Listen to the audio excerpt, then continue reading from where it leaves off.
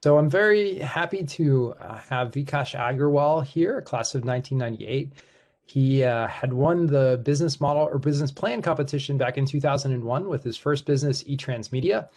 He's been a supporter of Rensselaer. As an alumni, they grew their company through an amazing series of acquisitions, eventually sold it, and now is on to his second act with Levrx, which has the potential, I think, to even be bigger than the first. Wanted to welcome him here. He's also been a big supporter of ours with the Severino Center with our business model competition, and we're happy to have him and his brother as a sponsor. And with that, I'll turn it over to Vik. Fantastic. Happy St. Patrick's Day to everyone. Normally I would be doing something else, but during Corona, what else, right? Talk to you guys. So I was a student just like you guys about 25 years back. I landed on campus as a 21-year-old, and I learned everything there, right? So everything I know or did, I'm appreciative of RPI to help me do that.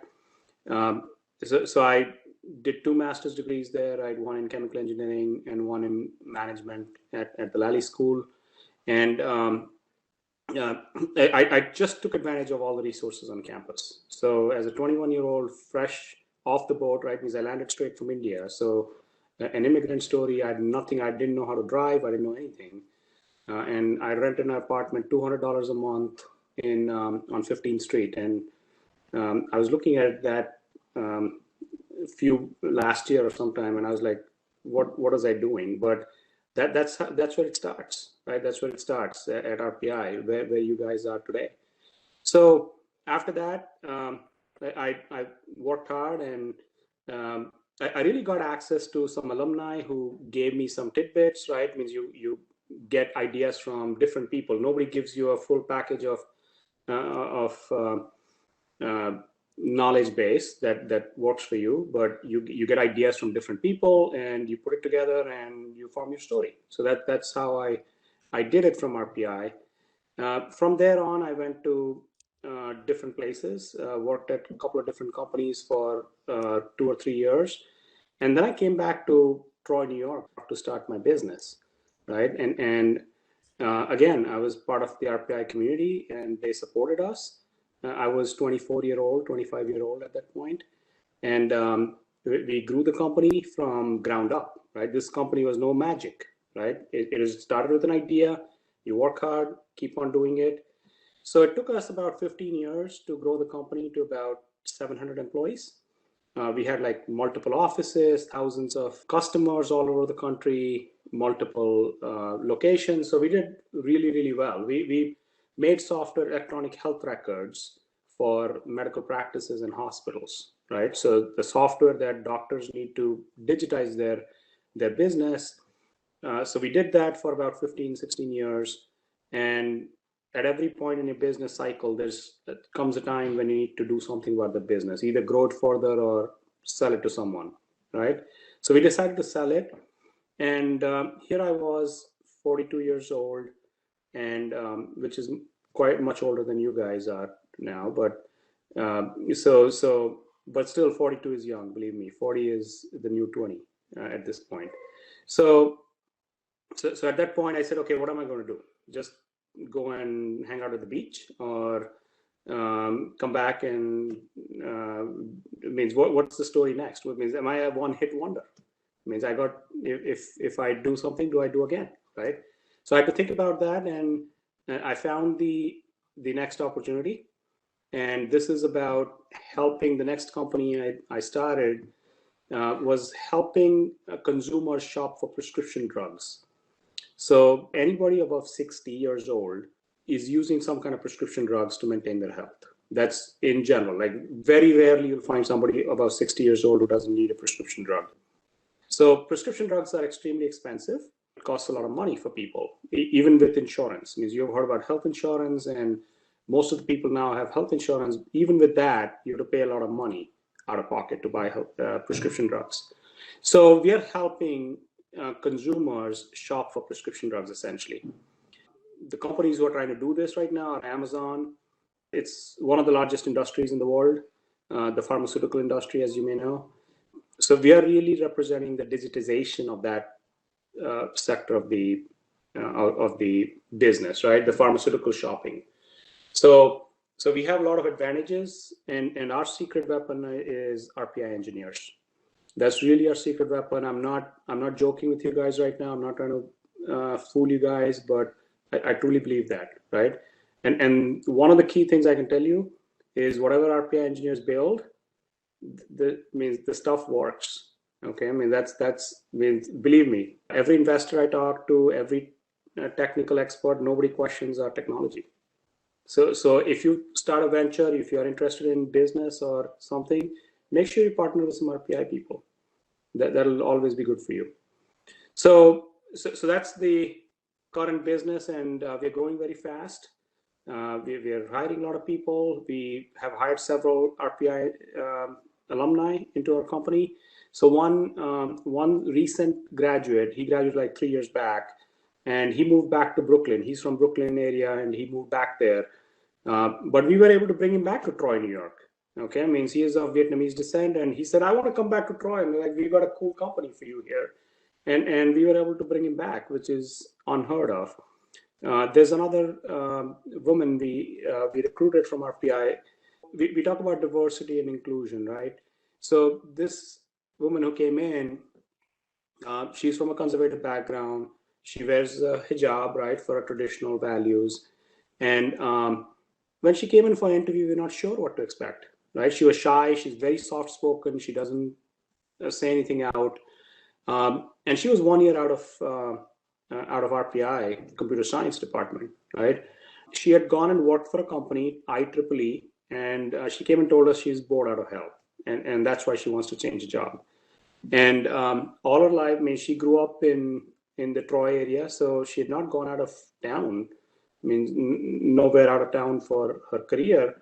So we were not sure what we were getting, right? But we hired her, and I can assure you she's the best developer on our team, right? I mean, she's like, I was talking to President Jackson last year. I said, you should take her and put her in your alumni magazine, because that's what RPI should represent. Okay, I mean, this woman is superstar. So I'm pumping up RPI because that's who I really feel affiliated with, a lot of affinity for, and we still maintain that even till this day. Feel free to ask me questions.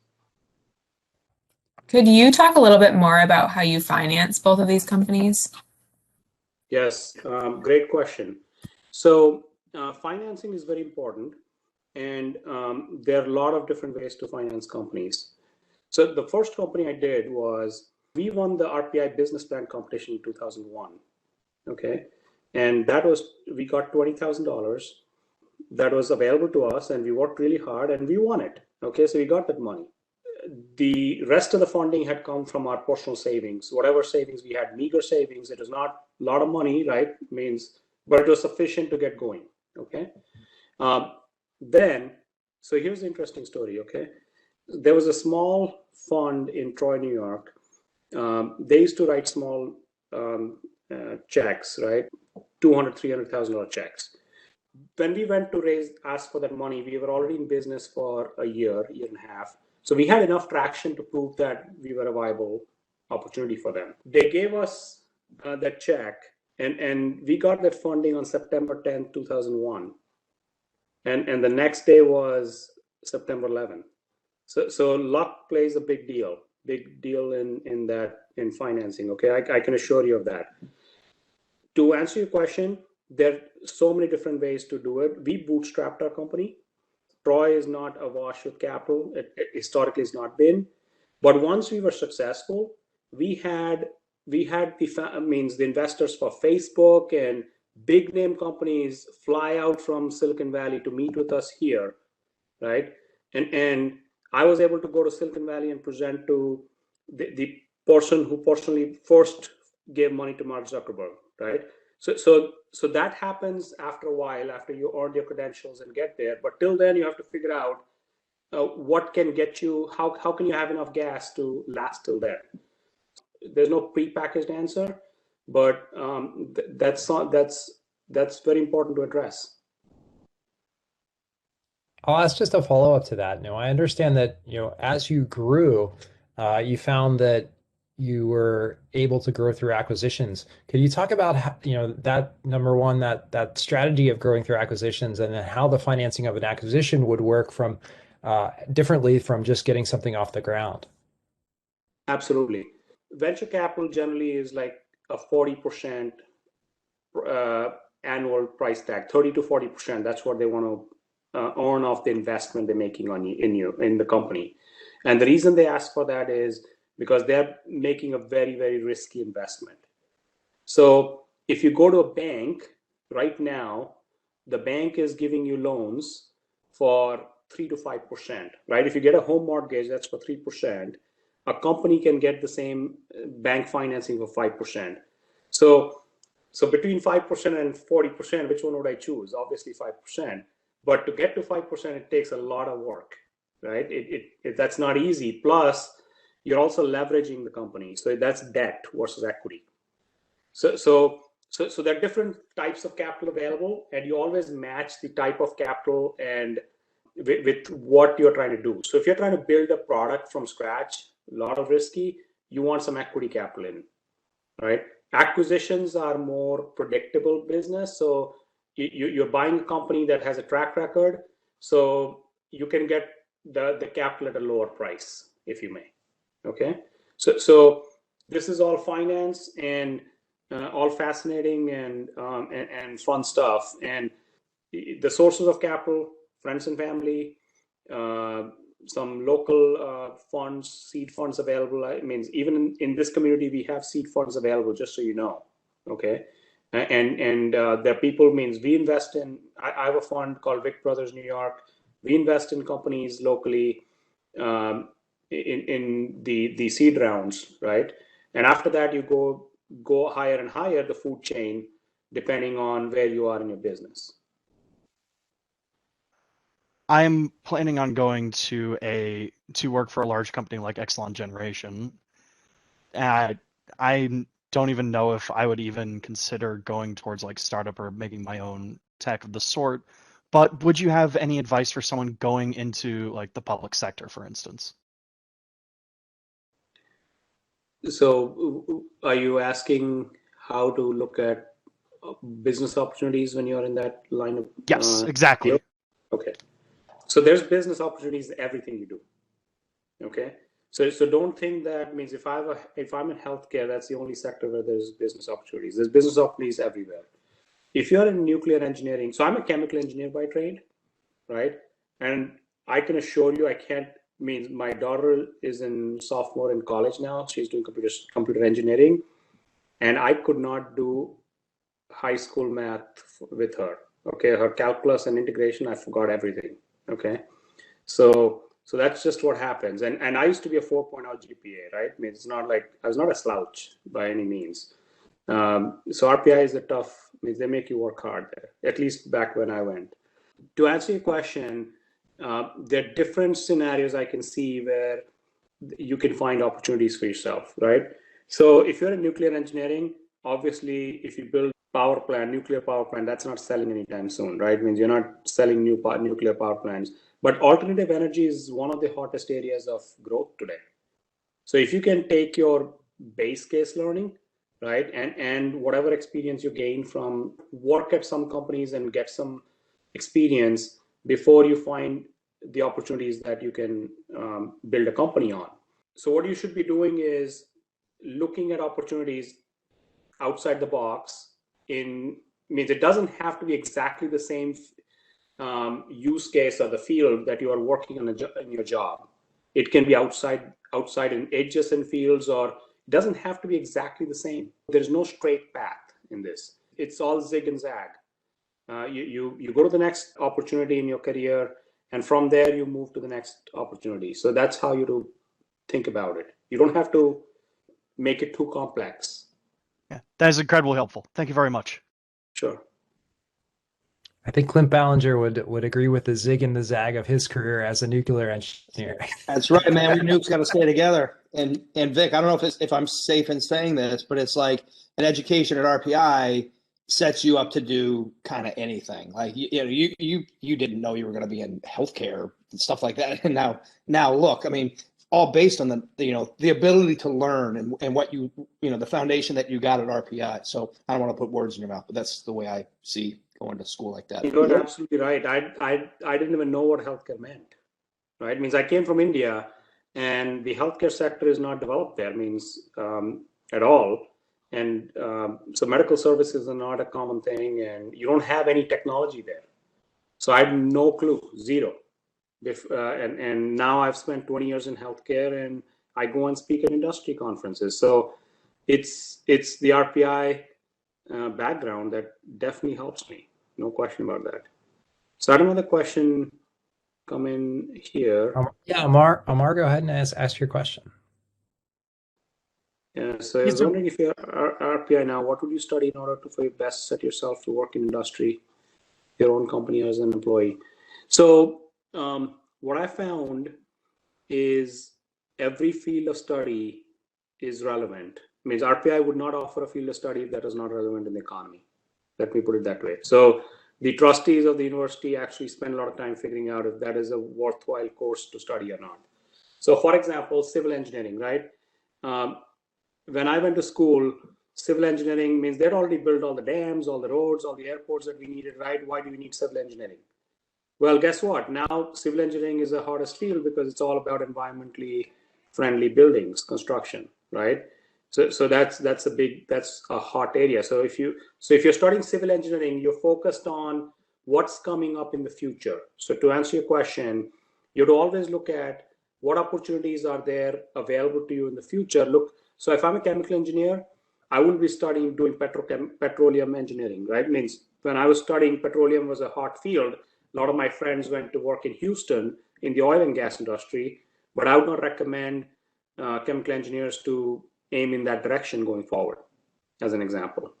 If you are a chemical engineer, means guess what? Alternative energy is your thing. Biotechnology is a chemical engineering thing. So every field has opportunities going forward. And the way you figure it out is you talk to people. You just network, and that's what RPI gives you. Make sure whatever opportunities you get to talk to or listen to webinars or talk to alumni, go and ask your professors a lot of these questions. They will connect you with people. They will tell you what are the upcoming opportunities. You just need one or two ideas. You don't need a lot. So how does Levrx plan to create a large impact in the American healthcare industry where prices of medication are much higher than in other countries? Only because there's no limitation on how much medicine companies can charge. Examples would be like immunotherapy medication or insulin shots for diabetes. Yes. Great question. So there are certain drugs that are truly life-saving, right? So the most expensive drug available in the world for one small vial, this much, right? Means it costs $2.1 million. Zolgensma, that's what's called. So what it does is, for babies which are like 6-month-old babies, the muscles around their spine, right in the back, don't develop. So they become curved in the back, and they become physically disabled for the rest of their lives. So one single dose of this drug cures the kid, and never ever does the kid have to deal with that condition ever, right? But it has to be given before they turn 2 years old. There's a lot of economics going on to study whether $2.1 million is worth it. And I asked that question of insurance companies who pay for this, and they say yes. Guess why?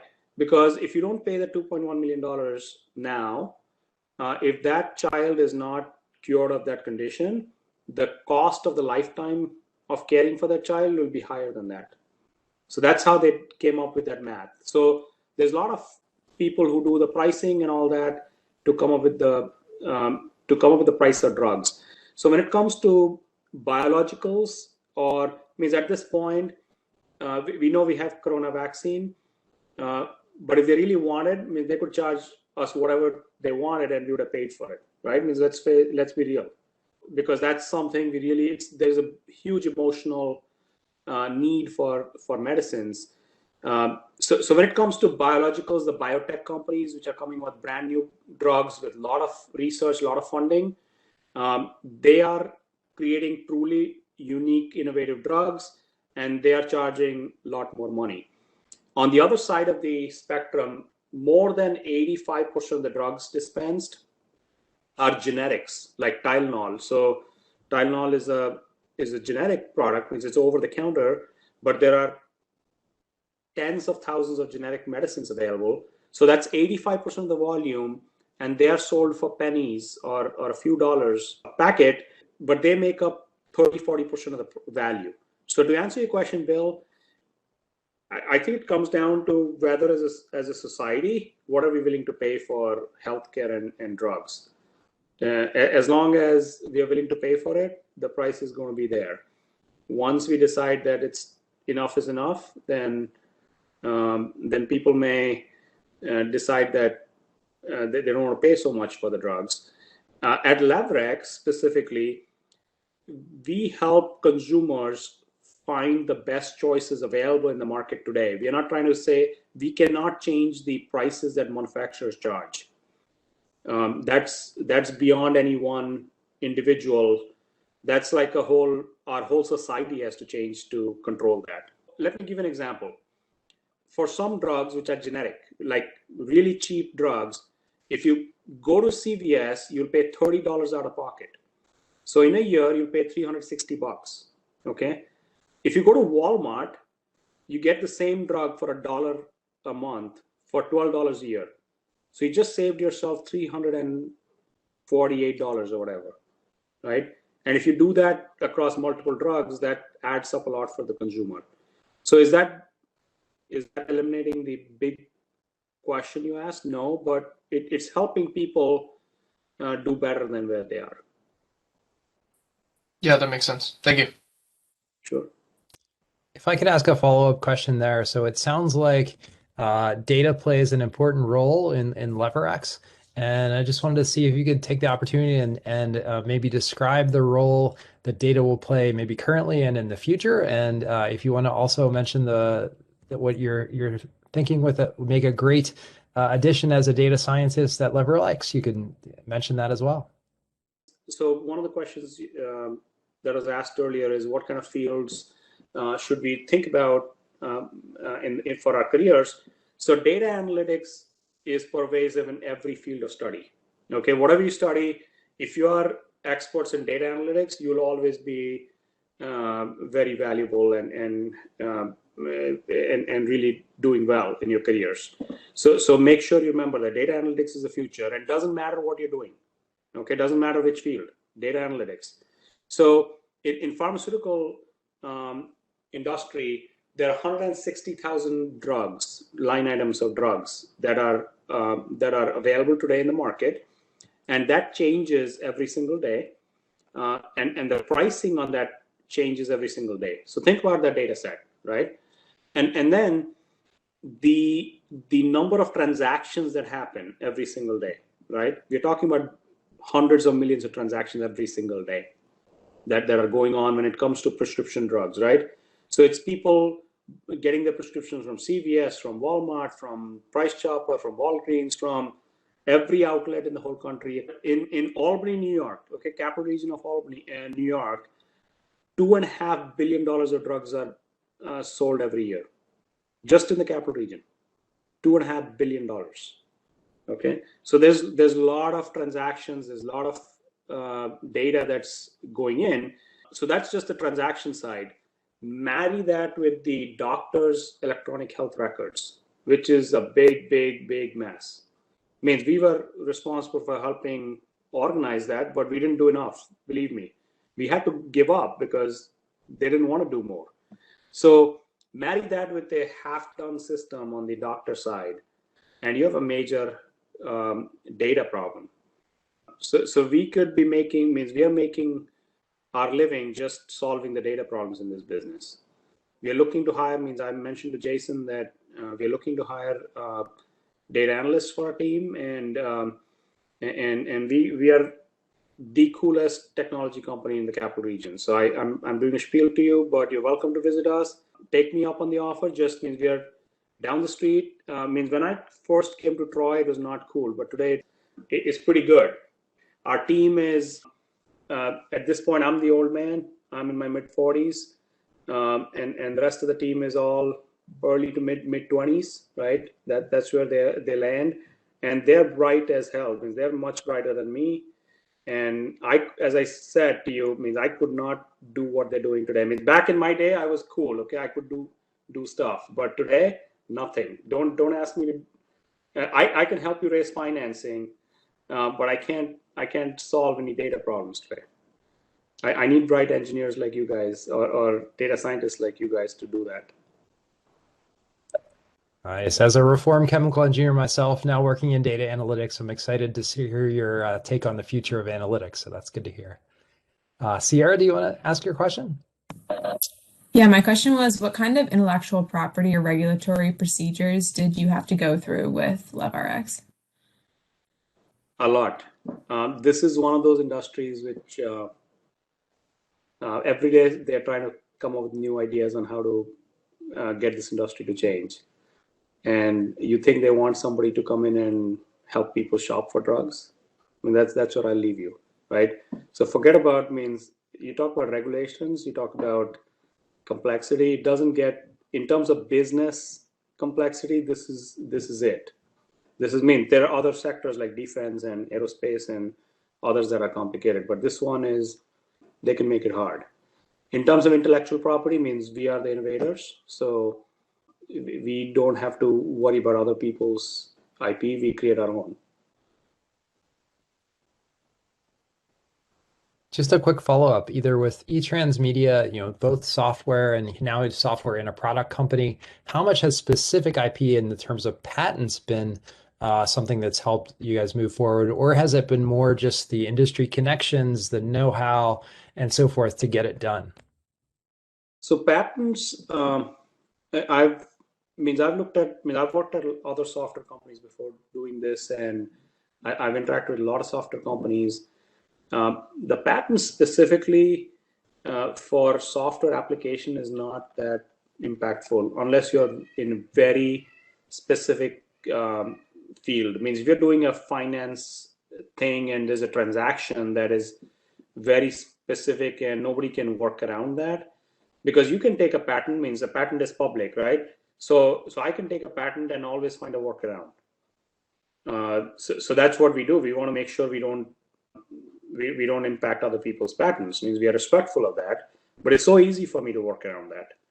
So patents, I wouldn't spend all my time and effort as a young company, if somebody's starting out, or as a young company, to worry too much about that. It means you need some proprietary and some innovative stuff in your business, but patent may not protect you from competition.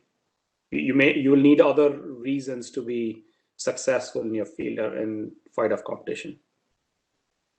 One is figuring out how to navigate the regulatory hurdles while others can't. Right? It means it's not easy. So if you figured it out, other people can copy it. I got a quick question. So Vik, you're like you're an anomaly, I mean that in a nice way. So you went right from RPI straight into your own business, I believe, right? You didn't go work for a big company and then spin off and things like that. So that's kind of rare, Do you have any advice for students that want to do that type of thing? Are there any tips? Like, I think most students will probably go off and get a job at a bigger company, but you did it directly. What are the tricks? There's no right answer to that. It means I knew when I first came to RPI that I want to be an entrepreneur. That was my dream, right? So that was my dream, and So the first opportunity I got, I wanted to do that, right? So that's really how I looked at it.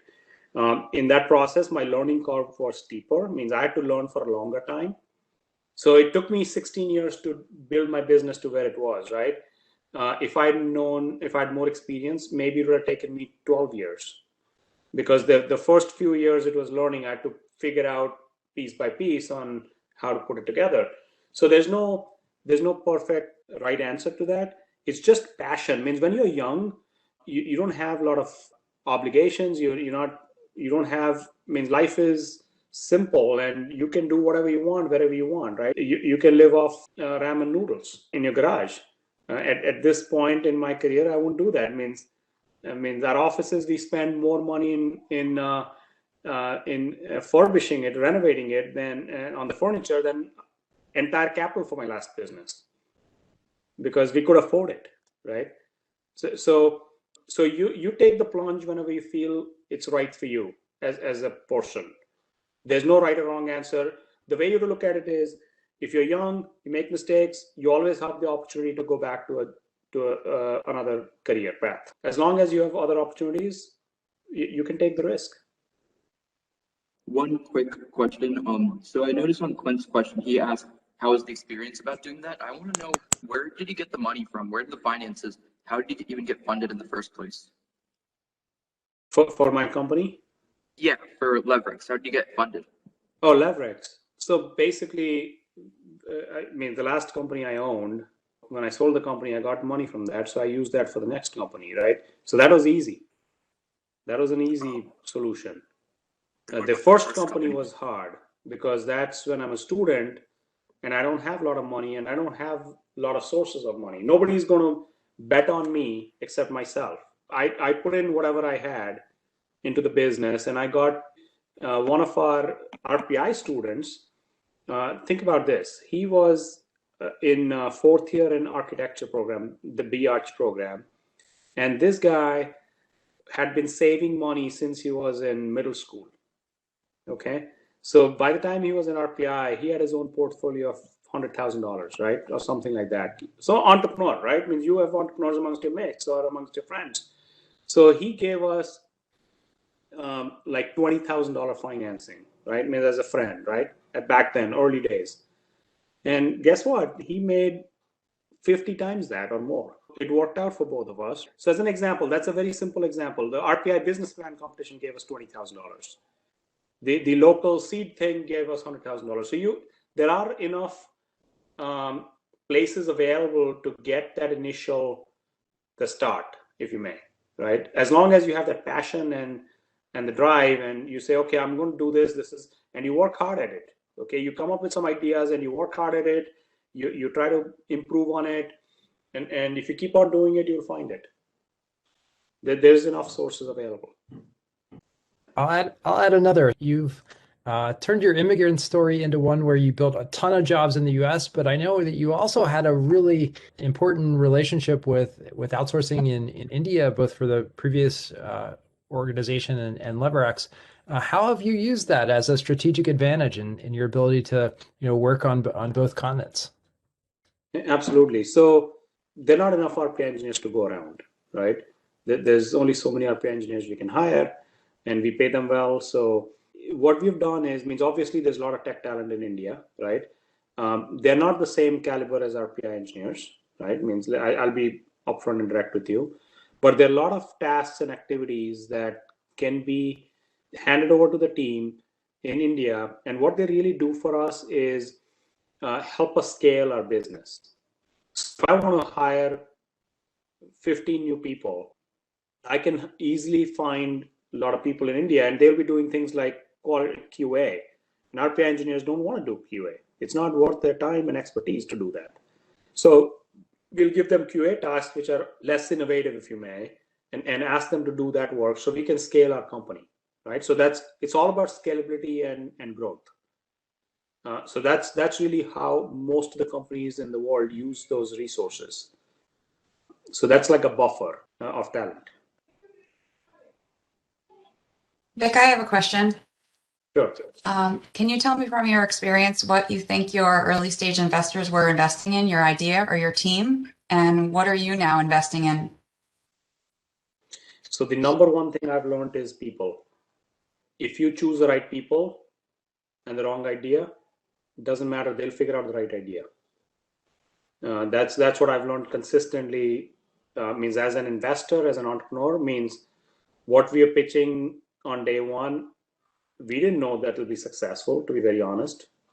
Means we came up with the pitch and we made the presentation, and somebody got excited about that, but we didn't know. It means we changed that business plan completely, but in a year or two, right?